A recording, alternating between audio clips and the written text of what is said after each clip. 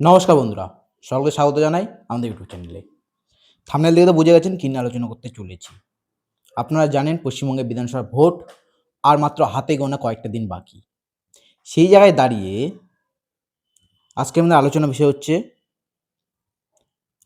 ভাঙড় নিয়ে। এই ভাঙড় সবসময় ভোটের শিরোনামে থাকে। আপনারা জানেন ভাঙড়ে বর্তমানে বিধায়ক রয়েছেন আইএসএফের নওশাদ সিদ্দিকী। তিনি কিন্তু ২০২১ সালে এই ভাঙড় থেকে জয়ী হন। আপনারা জানেন ২০২১-এ আইএসএফ এবং বামপন্থীদের মধ্যে একটা জোট হয়েছিল এবং সেই জোটে বামপন্থীরা কিন্তু শূন্য এবং আইএসএফের একটাই বিধায়ক হয়, সেটা হচ্ছে নওশাদ সিদ্দিকী। এবার ২০২৬ আবার বামপন্থী সংগঠনগুলোর সঙ্গে আইএসএফের জোট হয়েছে এবং সেই জোটে আবারও আইএসএফ প্রার্থী হয়েছে নওশাদ সিদ্দিকী সেই ভাঙড় থেকে।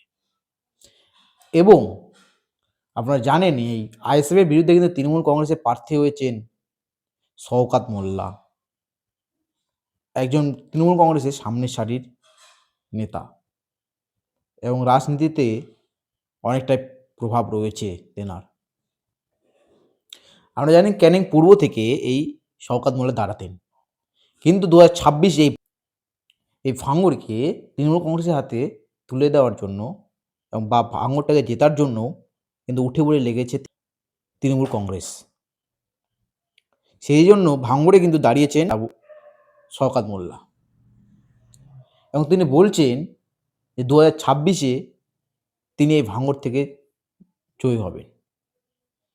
কে জয়ী হবেন সেটা তো মে মাসের ৪ তারিখে দেখলে বোঝা যায়, কিন্তু এই ভাঙড় যে একটা এবারও ২০২৬-এ একটা ভোট ময়দানে তৃণমূল কংগ্রেস এবং আইএসএফের মধ্যে একটা ভালো ফাইট হতে চলেছে ভোট ময়দানে। এবং আপনারা জানেন এই ভাঙড়ে কিন্তু আইএসএফ একটা শক্ত ঘাঁটি এবং পঞ্চায়েত ভোটেও এখান থেকে আইএসএফ ভালো ফল করে একটা বিধায়ক হওয়া সত্ত্বেও। এবং দেখা যাচ্ছে ২০২৬-এও এই ভাঙড় থেকে একটু হলেও কিন্তু এগিয়ে থাকবে আবারও নওশাদ সিদ্দিকী। কিন্তু তৃণমূল কংগ্রেস এই ভোট ময়দানে পিছিয়ে নেই। এই ভাঙড়ে কিন্তু উঠে বেড়ে লেগেছে শওকাত মোল্লা ভাঙড়টাকে জেতার জন্য এবং তৃণমূলের কর্মীরা কিন্তু অনেকটাই ভোট ময়দানে ঝাঁপিয়ে পড়েছে ভাঙড়ে যারা থাকেন। আপনারা যারা ভাঙড় থেকে দেখছেন অবশ্যই কমেন্ট করে বলবেন ভাঙড়ে কে জিততে চলেছে, তৃণমূল কংগ্রেস নাকি আইএসএফ ২০২৬ বিধানসভা ভোটে। এবং ভিডিওটাকে বেশি করে শেয়ার করুন যেন সকলের মাঝে পৌঁছে যায় এবং একটা লাইক করবেন যদি ভিডিওটাকে ভালো লাগে।